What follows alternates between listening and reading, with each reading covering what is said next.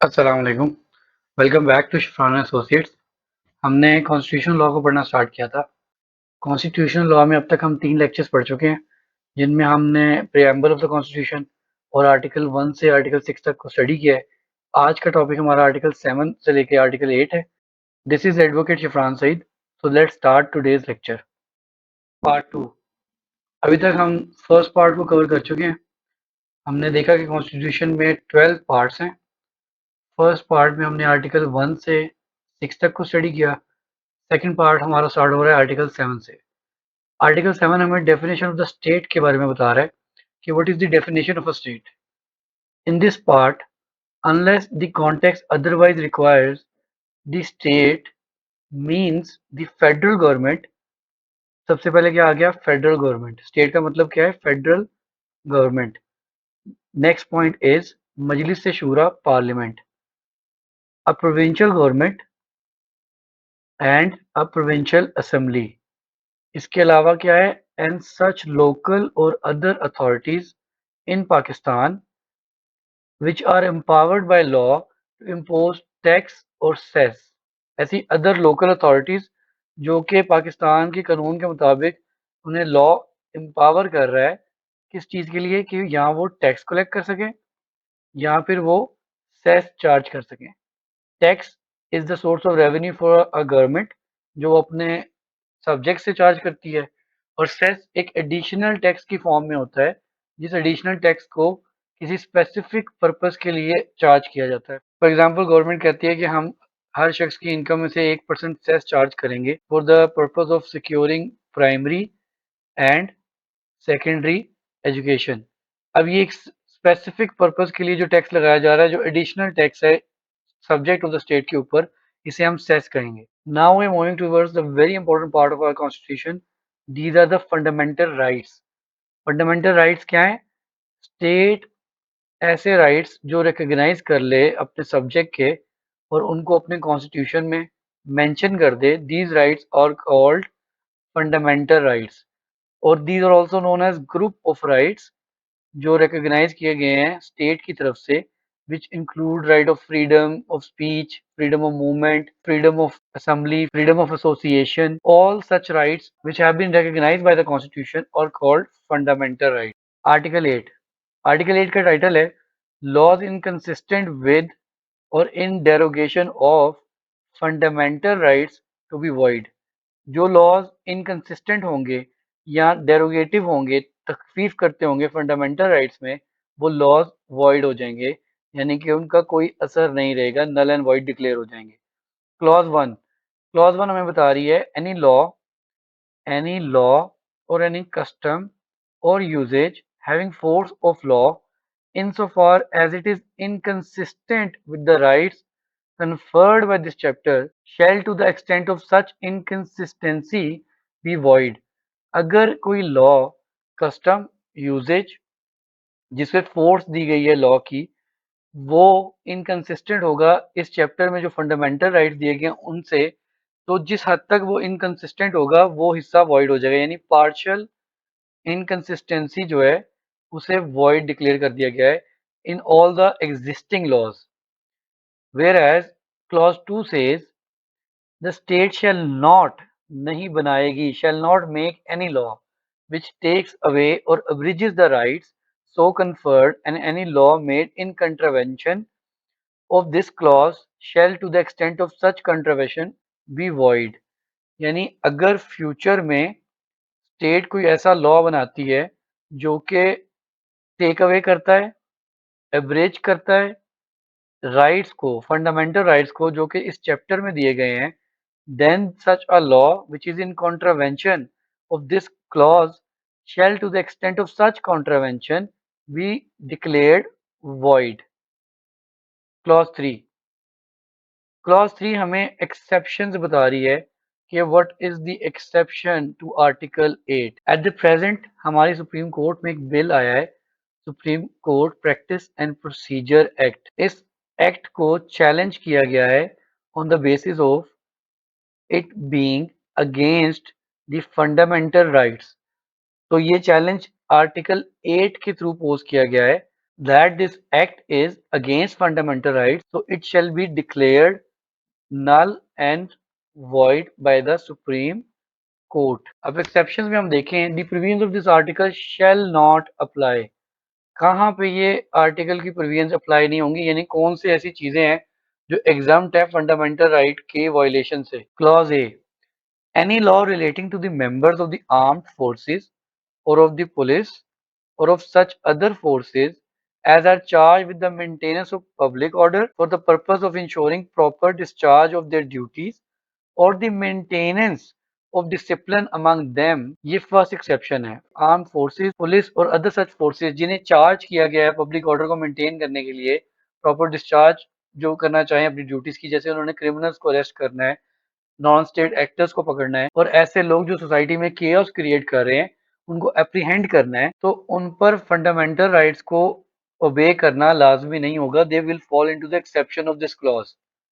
Now if we look at the next clause, clause B, it says any of the laws specified in the first schedule, first schedule के अंदर जो law specified कर दिए गए हैं as in force immediately before the commencing day और as amended by any of the law specified in that schedule, यानी कि फर्स्ट शेड्यूल के अंदर जो लॉज बताए गए हैं उन लॉज को एक्सेप्शन है from the implementation from the obedience to the clause 1 and 2 of article 8। अब हम फर्स्ट शेड्यूल में देखते हैं कि कौन कौन से लॉज हैं, just to have a brief idea कि जिन्हें एक्सेप्शन दी गई है from the implementation of clause 1 and 2 of article 8, कि अगर वो डेरोगेटिव भी हैं फंडामेंटल राइट से तो हम उनको नल एंड वॉइड नहीं डिक्लेयर कर सकते। ये देख रहे हैं फर्स्ट शेड्यूल पे लिखा हुआ है laws exempted from the operation of article 8 clause 1 and clause 2 first schedule. Now it mentions कि laws exempted from the operation of article 8 clause 1 and 2, whereas यहाँ पे ऊपर हमें बताया गया है कि article 3 B clause 3 B and 4 से ये डील करते हैं। These are different laws, इसमें presidential orders हैं, acceding state of property order, economic reforms order, land reform regulation, ये different laws हैं जो एक new developing and emerging state को ज़रूरी है कि जिनमें अगर fundamental rights को invoke किया जाए तो फिर litigation बहुत ज़्यादा होगी और state अपने आप को potentially secure नहीं कर पाएगी, because as we can see there are different acts related to Pakistan Army Act, Anti-Terrorism Act, इसके अलावा लैंड से रिलेटेड बहुत सारे लॉज हैं जिसमें जिनको प्रोटेक्शन दे दी गई है कॉन्स्टिट्यूशन के जरिए। Now if we move back to the article 8, sub clause 2 mentions other laws specified in part 1 of the first schedule, जो कि हमने देखे। These are different laws for varying reasons they have been given the protection of the constitution from the implementation of fundamental rights because it is needed for the state to be functional and an emerging state requires such laws जहाँ पे कुछ चीजों के अंदर litigation को रोका जाएगा based on fundamental right, and no such law nor any provision thereof shall be void on the ground that any such law or provision is inconsistent with or repugnant to any provision of this chapter. Clause 4. Notwithstanding anything contained in paragraph B of clause 3 within a period of 2 years from the commencing day, the appropriate legislature shall bring the law specified in part 2 of the first schedule in conformity with the rights conferred by this chapter. Provided, ये proviso आ गया, provided that the appropriate legislature may by resolution extend the said period of 2 years by a period not exceeding 6 months, और उस time के appropriate legislature को time line को extend करने का भी हक दे दिया गया कि अगर वो 2 साल में ये चीज ना कर पाए तो उन्हें 6 मंथ एक्स्ट्रा दिए जा सकते हैं बाय मेकिंग अ रेजोल्यूशन। वो लेजिस्लेचर खुद एक रेजोल्यूशन पास करके खुद को ही 6 मंथ ज्यादा दे देगा इस काम के लिए। Explanation, if in respect of any law Majlis Shura Parliament is the appropriate legislature, such resolution shall be a resolution of National Assembly। अगर किसी ऐसे लॉ के मुतल्लिक जिसके अंदर अप्रोप्रिएट लेजिस्लेचर मजलिस शूरा है, पार्लियामेंट है, which is a combination of upper and lower house, senate and national assembly, उसमें नेशनल असेंबली को ये राइट दिया गया है कि वो अपने रेजोल्यूशन के जरिए टाइमलाइन को एक्सटेंड कर सके। Clause 5, the rights conferred by this chapter shall not be suspended। इस चैप्टर के अंदर जो राइट्स दिए गए उन्हें सस्पेंड नहीं किया जा सकता, except as expressly provided by this constitution, जो मेथड इस कॉन्स्टिट्यूशन में बताए गए हैं जिनके तहत इन राइट्स को सस्पेंड किया जा सकता है, अगर उसके अलावा इस चैप्टर में दिए गए राइट्स को सस्पेंड किया जाएगा तो वो सस्पेंशन इनवैलिड होगी। कॉन्स्टिट्यूशन हमें कहाँ पे बता रहा है expressly? For example article 8 clause 3 and 4 are actually the exception of fundamental right. और इसके अलावा सस्पेंशन की बात की जाएगी इमरजेंसी के दौरान, जो कि हम एंड ऑफ द कॉन्स्टिट्यूशन पे स्टडी करेंगे what is emergency. Now moving on to the summary of this lecture. Summary, article 7 में हमने स्टेट की डेफिनेशन को पढ़ा। स्टेट की डेफिनेशन के अंदर federal and provincial government include होगी। इसके अलावा मजलिस शूरा यानी कि फेडरल लेजिस्लेचर जिसे हम पार्लियामेंट भी कहते हैं, and provincial assemblies, provincial legislature भी इंक्लूड होगा। इसके अलावा सच लोकल और other authorities empowered to impose any tax or cess. Tax is the source of revenue of a state which is imposed on its subject, whereas cess is the form of an additional tax which is made for a specific purpose.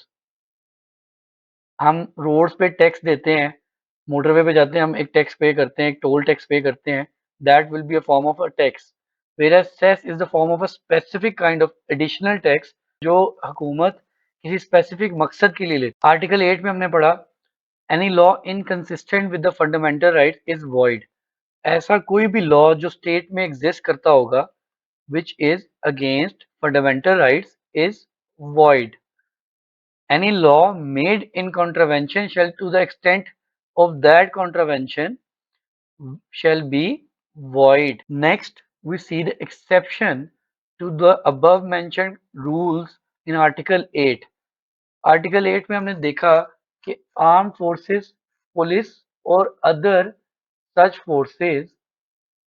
forces which are ordered by the constitution to maintain public order and maintain discipline in the state, to protect the state from falling into chaos, उन authorities को exception दी जाएगी fundamental rights की implementation से। Next, first schedule and other laws specified in the part 1 of the first schedule. Last, rights conferred shall not be suspended except as expressly provided by the constitution. जो rights इस chapter में conferred किए गए हैं, the fundamental rights which go on from Article 8 to Article 28, these rights cannot be suspended. They can only be suspended in the express way provided by the Constitution. Constitution ही ये right अपने subjects को दे रहा है, Constitution ये rights अपने subjects को दे रहा है, and ये right अगर Constitution अपने subject से वापस लेगा, then the suspension will also be as envisioned by the Constitution. Constitution जैसे इन राइट्स की वापसी के बारे में हमें बताएगा उसी तरीके से इन राइट्स को सस्पेंड किया जाता है। Thank you all for watching. This lecture was a bit brief क्योंकि अब हम आहिस्ता आहिस्ता एक एक फंडामेंटल राइट को स्टडी करेंगे, कोशिश करेंगे कि उसके ऊपर एक केस लॉ को भी साथ देखें कि जुडिशियल इंटरप्रिटेशन कैसे रही है उस फंडामेंटल राइट की, and if it is possible will try to study supreme court procedure and practice act and see how that law is relevant with Article 8, whether or not it is derogative of the fundamental right, because उसमें जो fundamental right contest किया जा रहा है that is the independence of judiciary, और हम देखेंगे कि independence of judiciary एक fundamental right है कि नहीं। Until then, keep commenting, keep advising me however I can improve these lectures. Take care. Allah Hafiz.